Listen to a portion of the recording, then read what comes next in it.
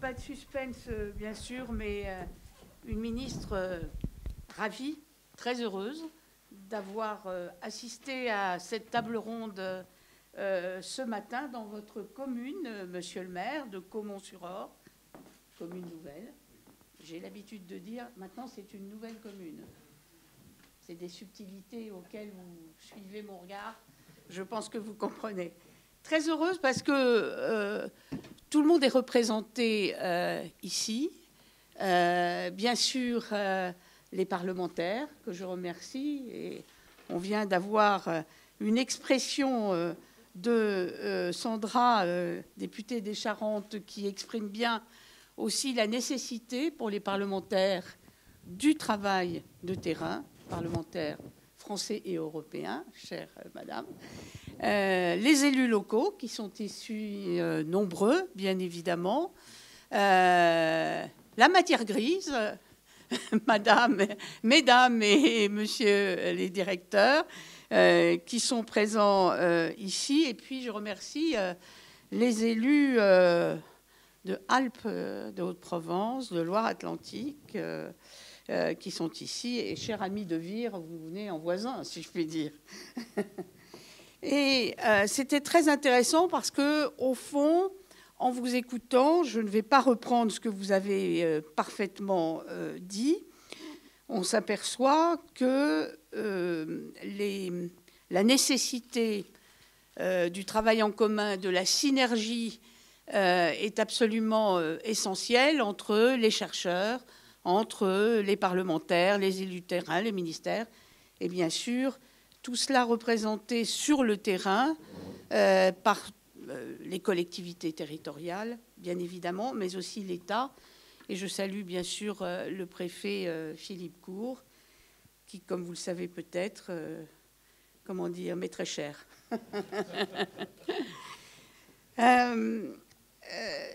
Quand on a lancé, peut-être vais-je commencer comme cela, le programme Petite Ville de demain, c'était l'idée qu'après Action Cœur de Ville, qui concernait les villes moyennes en France, les 222 villes moyennes, c'était l'idée que j'étais allée présenter au président de la République, qu'il fallait aussi aider les petites villes qui jouent un rôle de centralité sur les territoires, et en particulier dans les territoires ruraux. Et le président de la République avait bien compris, bien sûr, l'intérêt de cette politique qu'il fallait mettre en place pour essayer de faire vivre, bien sûr, l'ensemble du territoire français et surtout aussi la ruralité, ces zones que vous avez dit parfois oubliées. Mais j'aime beaucoup aussi l'expression qui fait qu'on utilise maintenant des mots positifs, monsieur le directeur, et non pas arrêtons avec les mots de fracture, d'opposition, etc., pour effectivement créer des mots qui donnent espoir à ceux qui vivent sur ces territoires et apportons des réponses grâce à vos propositions et grâce aux élus qui administrent les territoires. Je crois que c'est très, très important et c'est la raison pour laquelle nous avons visé les villes de moins de 20 000 habitants et que j'ai absolument voulu qu'il n'y ait pas de chiffre minimum de population, c'est-à-dire il n'y a pas de plancher, avec la volonté effectivement de descendre dans des petites villes, parce qu'on sait très bien que la France est ainsi faite, qu'une ville de 19 000 ou 20 000 habitants joue un rôle de centralité très important, mais que dans certains départements, une commune de 1500 habitants joue un rôle de centralité et que si on ne soutient pas ces communes, c'est tout un maillage territorial qui peut disparaître. Alors avec chacun sa mission, vous l'avez dit, madame, tout à l'heure, de POPSU Métropole, l'État doit apporter le service public, et c'est vrai, et que la politique de France Service est exactement, et c'est un projet que vous avez, monsieur le maire, j'ai bien entendu, très, très important. Et nous avons la chance, je le dis, d'être dans un département où, au fond, le conseil départemental avait anticipé cette politique de France Service en créant ce qu'on appelle les points Info 14. Et qui nous a permis, au fond, de nous insérer dans une réalité déjà existante sur les territoires.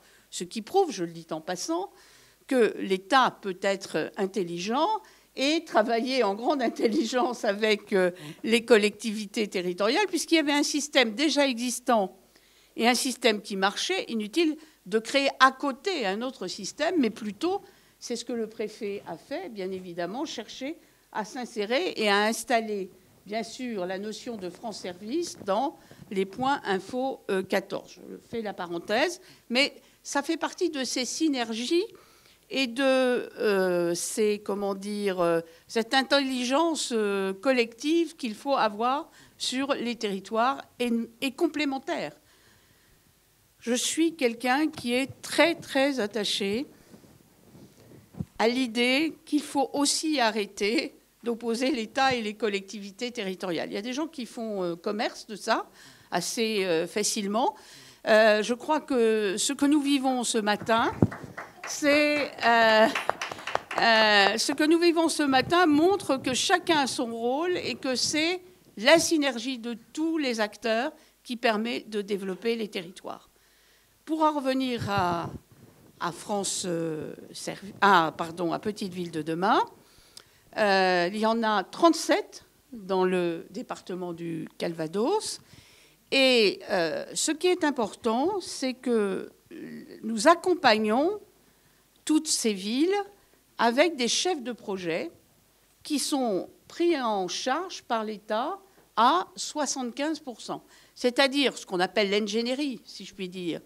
Et là, alors bien sûr, l'ingénierie, c'est aussi les services de l'État qui sont sur les territoires. Par exemple, et vous avez cité, Madame, tout à l'heure, la DDT de votre département. Ici, on rajoute un M. Voilà, très bien. Qui joue un rôle fondamental. Et puis, bien sûr, il y a aussi... Alors, je ne connais pas le détail ici dans le département du Calvados, mais il y a parfois aussi des agences d'urbanisme. Enfin, je sais quand même que la présidente est devant moi, Sonia, puisque Philippe m'a dit que tu étais présidente de l'OCAM. Je lis mon papier parce que je ne veux pas faire de bêtises. Les agences d'urbanisme. Il y a des services d'ingénierie dans les intercommunalités. Et je remercie aussi au passage la manière dont vous avez tous parlé de l'intercommunalité positivement, parce que ça aussi, c'est un autre combat que je mène, c'est-à-dire la complémentarité des communes et de l'intercommunalité, ne serait-ce que parce que les intercommunalités, justement, c'est les communes rassemblées. J'aime beaucoup l'expression de Jean-Pierre Chevènement qui disait toujours les coopératives de communes. Mais en fait, c'est ça. Et je crois que c'est très important de le rappeler, vous l'avez dit, vous aussi, Madame.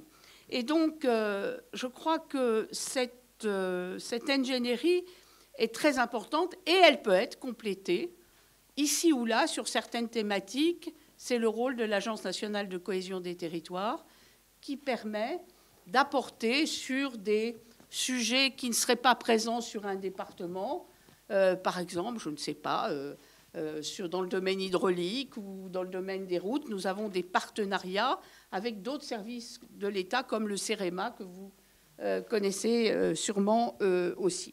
Donc, il y a une volonté d'aider les collectivités territoriales, de les accompagner. Et ce qui est très important avec cette ingénierie, c'est aussi de respecter la volonté du projet des élus locaux.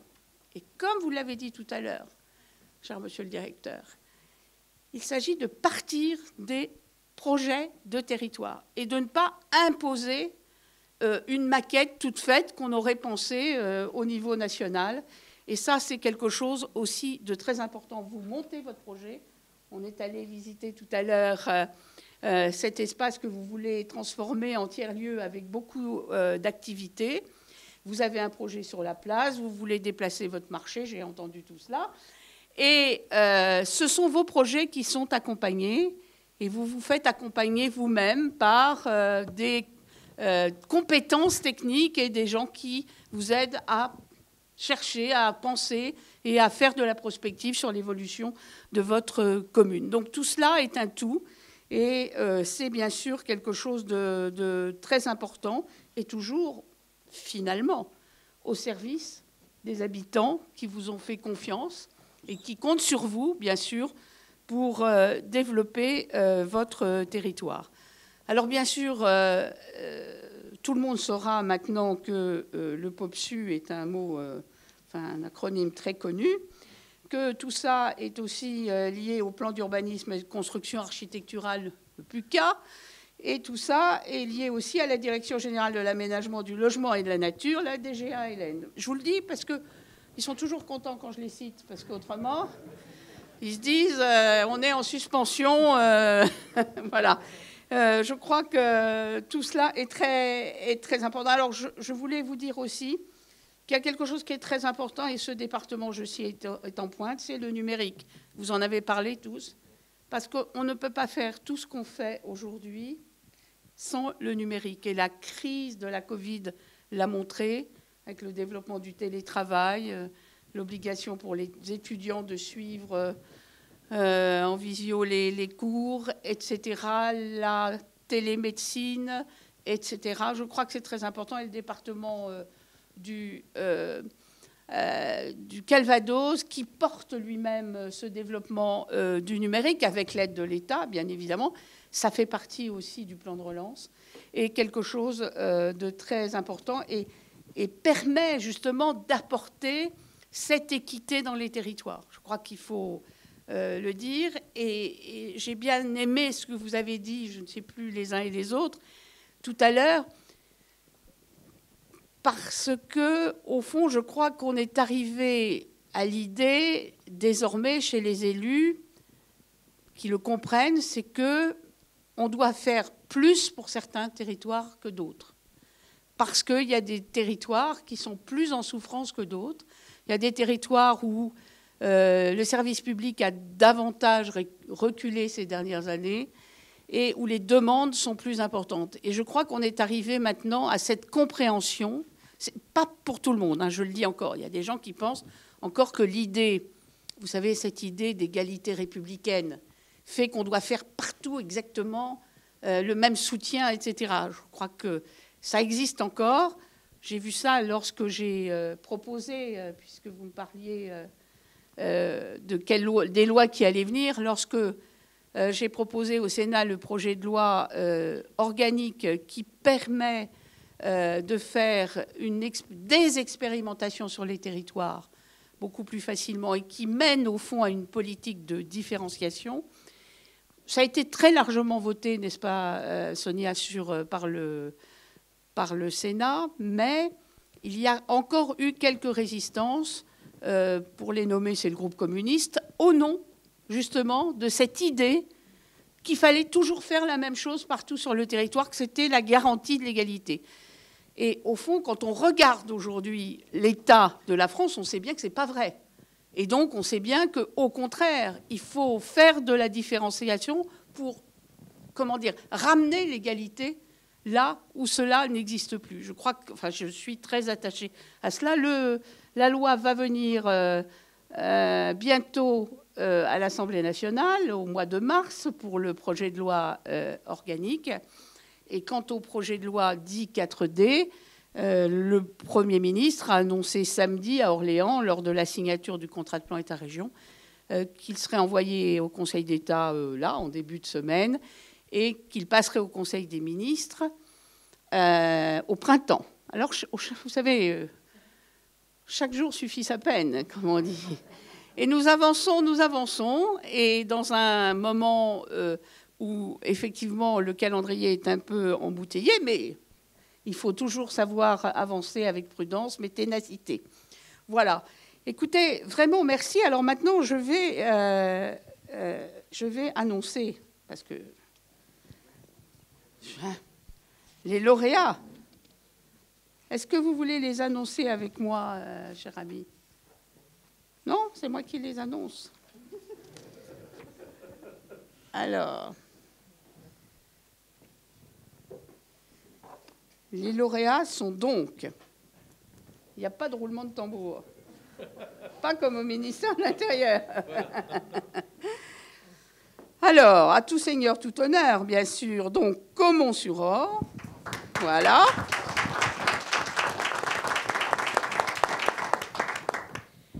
Chauny, qui se trouve dans l'Aisne. Dieu-le-Fit dans la Drôme. L'étang Salé, l'île de la Réunion. Guingamp, en Côte d'Armor, naturellement.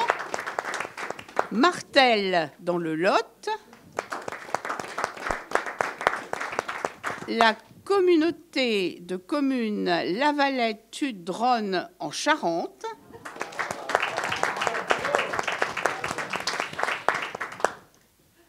Le Teil en Ardèche, mon cher Philippe. Thizy-les-Bourgs dans le Rhône.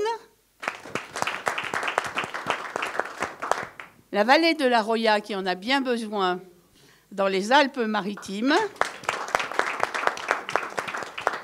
La communauté de communes de la Haute-Bigorre dans les Hautes-Pyrénées. Le Porge en Gironde. La communauté de communes Pays des Écrins dans les Hautes-Alpes. Alors, le PNR, le Parc national régional des Baronnies provençales, qui est à cheval sur deux régions, à la fois Auvergne, Rhône-Alpes et Provence-Alpes-Côte d'Azur. Et enfin, Volonne, dans les Alpes de Haute-Provence. J'ai commencé et j'ai fini, voilà. Alors, je ne peux pas, malheureusement, détailler les projets de chacune d'entre elles, mais je veux seulement saluer la diversité de ces villes, géographiques, bien sûr, mais également en termes de taille, de nombre d'habitants, de dynamisme économique, et bien sûr, avec des projets très différents, puisque chacun a mis en avant ses préoccupations, et c'est cela, bien sûr, qui est très important. Sur ces 15 villes, il y en a 10 qui sont intégrées dans Petites Villes de demain et vont donc bénéficier du programme POPSU Territoire à l'échelle des petites villes. Et le programme POPSU Métropole, lui, vit déjà sa vie et a déjà fait ses preuves. Je vous remercie donc tous pour votre participation. Vous dire que parfois on est content que les intuitions que l'on a et, comment dire, les démarches que l'on développe au niveau national, et on est très content quand on vient sur le terrain de voir que ça marche, que c'est une réalité, que l'État s'en occupe, merci Philippe, avec beaucoup de volonté et de dynamisme, et que les élus locaux sont là, à l'écoute, participatifs, constructifs pour leur ville et leur village et leur communauté de communes. Alors vraiment merci, parce que ça fait chaud au cœur, je vous le dis, de voir que la chaîne fonctionne. Voilà. Et au fond, c'est cela, parfois dans la vie politique au sens large, c'est qu'au fond, la parole nationale soit vérifiée localement. C'est quand même très agréable et je vous en remercie.